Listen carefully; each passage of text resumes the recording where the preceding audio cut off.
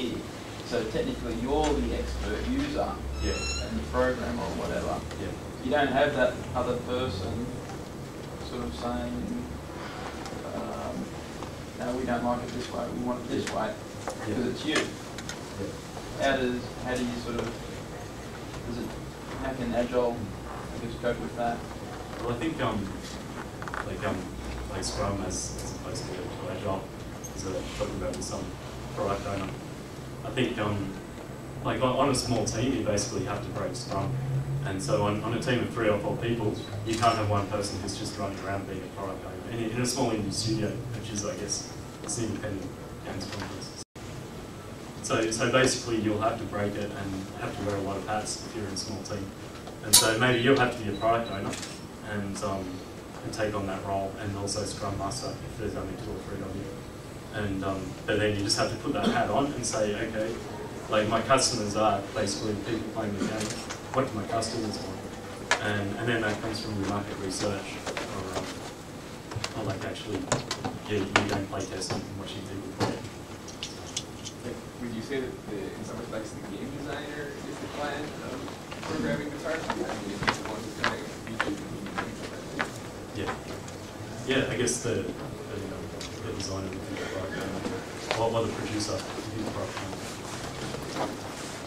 Yeah, just on that note about Scrum in indie games, we face the same problem basically because we're coming up with our own concepts. So it's like the problem being once you're in Scrum, you're focused on getting the task done, and then you find that at the end of Scrum, you've got to revise for the next Scrum. But because you're so involved in the development of it, you've got that conflict between where you want to go and what you're actually doing, and then often lock heads with each other a little bit because the development might, like the knowledge that it's going to take ages to make a feature will try and prevent you from coming up with a feature in a way. Like, so there's a vested interest in making it. Exactly. So it's hard to try and only face the same problem. It's hard to try and keep you separated. You do wear so many hats that you're kind of fighting, your hats are fighting each other.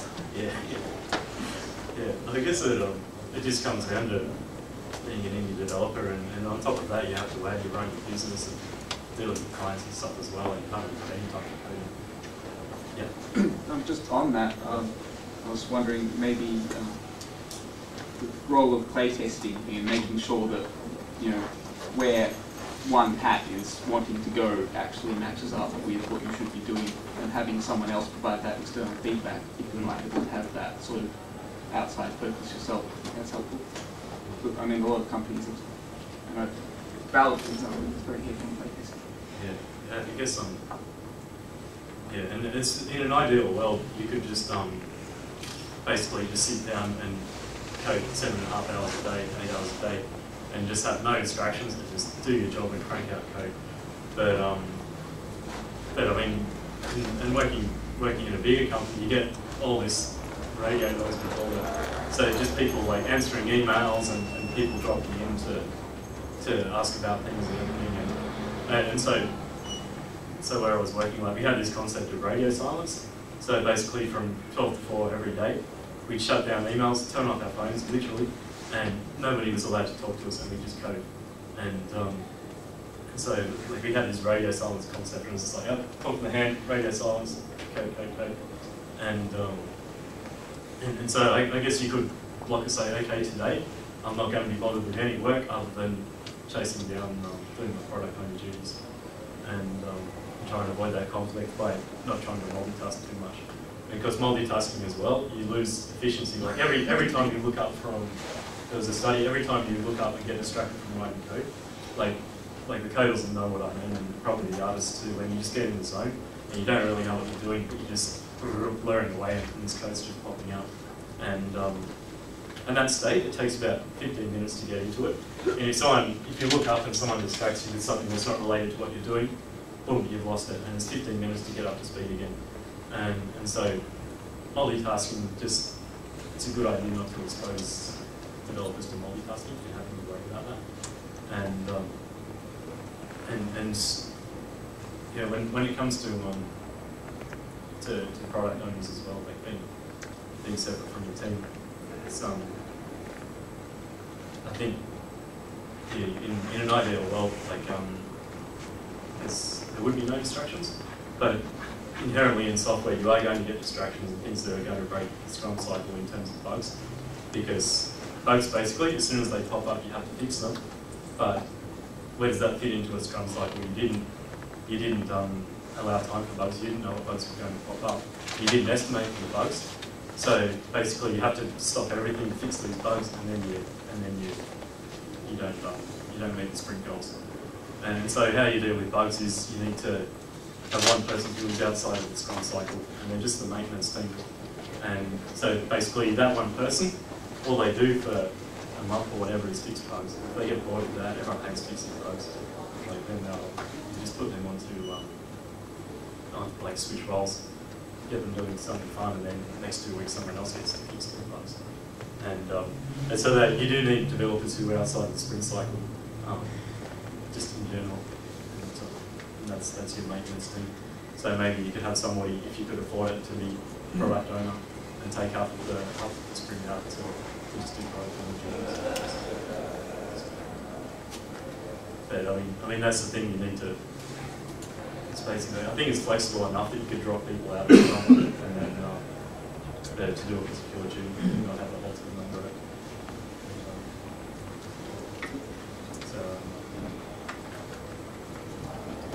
And I guess it's one of the problems that I had written down here. Like, what do you do when your team is too small?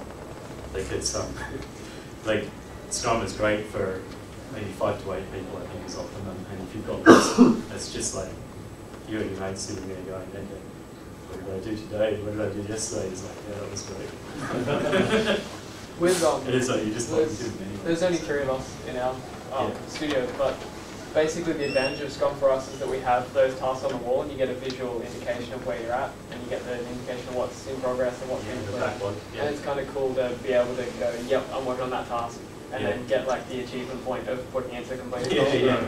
Like, so that's the advantage, that we don't forcibly do like 2-week scrums or anything like that. But having that wall is still useful. It's also the increased accountability, so a programmer can't just hide away for a few days, and at the end it's like what you're working on, and you might have just you might do something that's either totally tangential or have wasted time and stuff. So just knowing that every day you're going to be accountable, getting that morning stand-up meeting. You might come in the morning and know that, oh crap, I better fix that up before the morning meeting. Or it's good to be focused like that, and like when you do have clear goals, I mean, it's like, oh, okay, you never have to ask yourself, what am I really doing today? It's like, well, priorities, that's what I'm working on. And yeah, this is the sprint backlog. It's a big part of Scrum. You might not have heard of it, but it's a big list. Like, you have a product backlog, which is all the features that you'd like to have in your game, or like all this fancy stuff that you'd love to put in, whatever, it doesn't matter, just throw it all in there. And then you basically prioritize that by what needs to be done first and the business needs. And then once that's all prioritized, then you can start pulling them off every month and putting them into this sprint backlog, which is just a little list of things to do. And you know how much time they're all going to take, or you can guess, and you can change all the values later. And then if something unforeseen comes up, you just put all the numbers up, and you get this nice burn down chart, and it just shows this little squiggly line heading down to 0 when boom, you finish at the end of the month. And your goal is to get that line really smooth and until it gets down to 0. And it's a really visual thing, and everybody can look and see what's going on. And there's actually this thing you can do called an information radiator. So you just get some big plasma in the corner, and you just have a little computer on it, and it just gives like a scrolling newsreel of like how the team's going, the burn down chart, and everything. It's all automatic. It's just showing this web page, and so the managers can like look behind and go, oh, okay, it's looking good. There's no problems there. And your goal as a team, like as you get to work with this team, like you just hit a harmony and you start working better together. And your first sprint backlog, it might be up at the whiteboard.